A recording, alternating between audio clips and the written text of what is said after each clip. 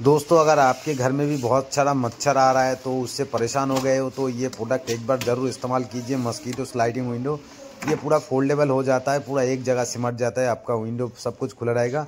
और इसको हम लोगों ने इंस्टॉलेशन करने के लिए पहुंच गए थे बॉज एरिया, जो नुंगी स्टेशन पड़ता है, बॉज का पहले वाला स्टेशन, उधर पे पूरा हमारा रेडी माल लेके गया था। तो ये घर का जो मेम्बर है इसने भी हमारा वीडियो देख के हम लोगों को ऑर्डर किया।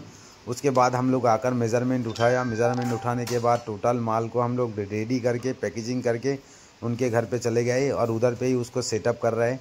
और सेटअप करने के बाद ये टोटल जो रॉ मटेरियल है इसको इंस्टॉलेशन कर दिया। और इंस्टॉलेशन करने के बाद घर वाले को जो जितने मेम्बर थे सबको दिखाया कैसा प्रोडक्ट है क्या है। तो वो इस्तेमाल करके देख लिया एक बार, कहीं पर भी कोई परेशानी हो रहा है तो फिर हमको बताए। तो वो लोग एक फीडबैक दिया, फीडबैक आप सुनो। ঠিক আছে, আমাদের কাজ কেমন লাগলো? ভালো তো? একদম ব্যবহার না করলে বোঝা যাবে না তো। একদম ব্যবহার করে মোটামুটি ধরে রাখেন, আমি গ্যারান্টি দেবো 5 বছরে কিছু হবে না। তারপরে ব্যবহারের ওপরে